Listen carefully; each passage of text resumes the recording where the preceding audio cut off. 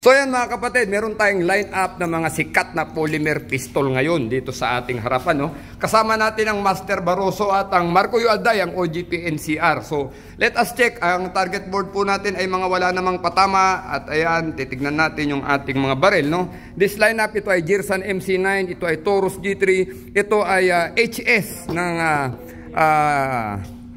what is this? No? HS9, no? Ito po ay kamukha ng ating Springfield Armory, no? Na XDM. Ito po ay Glock 19X.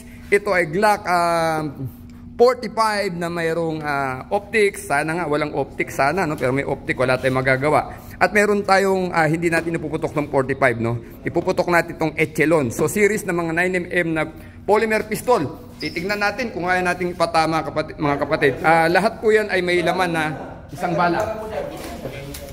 May laman pong isang bala mga kapatid, titignan lang natin kung kaya natin ipatama. Siyempre, pupunahin natin, no? Pupunahin natin yung MC9, no? So, MC9 na Girsan, ito po ngayon ay issue na rin ng PNP at ng Bureau of Gel Management and Penology, no? As their standard pistol po. Tingnan natin kung kaya natin itama. Pero tignan nyo po ang baril, no? Napakaganda, no? Napakaganda at low budget lang po. Pag low budget kayo at di nyo pa kayang mag-lock. Pero pinapangako namin sa inyo, itatama niyo po itong baril ito. Napakagandang baril, no? So, Girsan MC9, meron pong safety, no? At short barrel din, semi-compact. Pero promise po, ano po ito, accurate ito. Pero tingnan din natin, baka mamaya hindi natin maipatama, no? So, may isang bala po tayo. Tingnan natin kung may headshot. Tinamaan po, no? So, yan po yung Girsan MC9, no? Ngayon, pupunta tayo sa sikat na Taurus G3, no? Marami tayong mga kasama sa Wanggang Pilipinas na talagang hindi sobrang budget. Ito yung madalas namin ino-offer sa kanila. Bakit maganda po ito? Bukod sa budget po na ito affordable, maganda po ang grip. Positive po pag hinawakan nyo, nakikita nyo naman, no? At ito po ay may safety, no? Yung iba, ayaw kasi nila ng Glock dahil wala raw safety. Pero ito po, meron, no? So, meron. Trigger, crispy po, no? At 17 rounds po ang laman ng magazine, mga kapatid. So yan, makikita nyo, 17 rounds. Now, bago tayo magkwento pa ng mahaba-haba, tignan natin kung kaya natin padama para patamang baril, no? Tinamaan ba? Alpha, sir. Check natin. So yun po yung patama ng mga baril, no? Alam nyo mga kapatid, low budget, pero makikita nyo, tumatama po ng maayos yung mga baril, no? Now, pupunta tayo sa HS, no? HS hindi rin ba gano'n? Ito, nasa gitnang presyo ba ito, Admin AJ? Yes. So, hindi gano'n kamahal, hindi rin gano'n kamura, no? Pero, tignan natin kung itatama natin ang HS, no? HS9. Actually, ito ay halos kamukha ito ng XD na gawa ng Springfield Armory. So, makikita po ninyo, no? May grip safety po dito, parang 1911, no?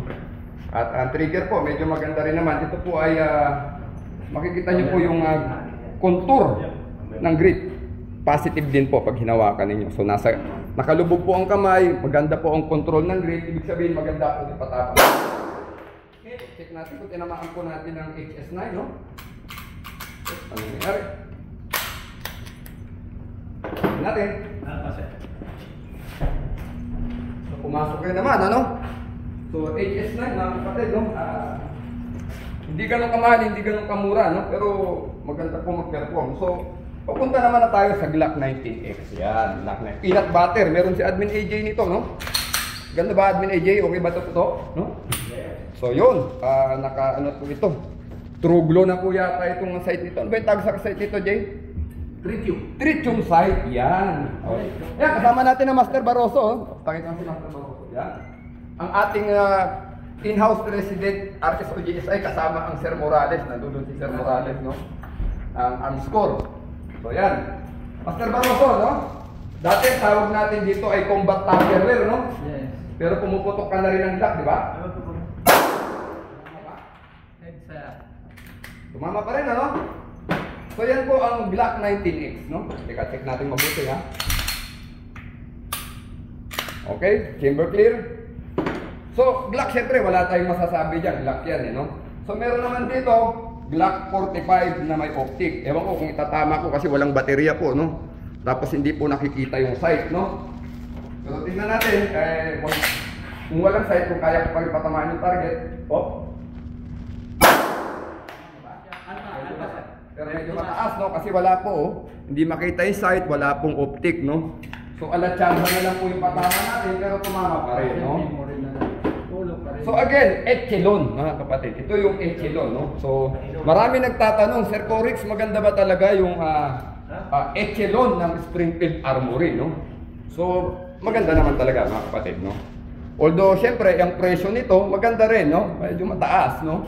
Pero, syempre, sabi nga natin, pag mahal, dapat may karapatang magmahal. May karapatan po dahil maganda ang grip. Tignan nyo, napaka-sexy ng grip, no? So, pag hinawakan po ninyo, talagang positive na positive. At saka masarap pong hawakan, no? Masarap siyang hawakan. At makikita nyo, naka-tritium na po yan na mataas pong front sight, no? Madali pong silipin ang sight kasi naka-unat. Unats to, no? Tignan mo, unats. Yun, no? Yun, no, diba? Unats, no? Kitang-kita po. At madali pong i-rack ang slide, no? Dahil po, aggressive po yung kanyang serration, yung front serration. Ayan po, no? Pwede dito. Ito, pwede din dyan. Ayan, no? Kita nyo po ang pagkasa, ha? Pwede dyan. Pwede dito. Pwede rin yung ipitin ng gano'n, no? So, meaning, pag pwede po. Ito, nakita nyo, mayroon pong guhit dito. Kaya ibig sabihin, pwede nyo pong kahit dalawang daliri, makakasapunin nyo ng gano'n. Ganun kaganda po itong echelon. And ang trigger po, sobrang crispy ang trigger. So, halos walang wall, no? Halos walang wall. Tignan natin kung kaya natin patama itong baril na ito. This is echelon ng Springfield Armory, mga kapatid. Tumama ba? Ayos pa. So, clear natin. So, lahat yan, tinama natin, no? So, wala lumabas na bala, no? So, 5 baril. Iba-ibang baril, hindi sa atin yan, mga kapatid. Hindi ko dinry fire yan. Baka sabihin na naman ng mga nanonood, dinry fire ni Corix. Baka baril ni Corix man lahat yan. Wala pong pabiling ganyang karaming baril, no? So, yun po, mga kapatid. Maraming salamat. Ayun po yung mga option natin na mga polymer pistol na pagpipilian. Depende sa budget at depende rin sa inyong preference. Magandang hapon po, One Gun Pilipinas. Demo Day. Pakita natin yung mga tropa natin sa likod. Ayan. One Gun Pilipinas. Nabuhay po tayong lahat. To God be the glory for la patria. Yan.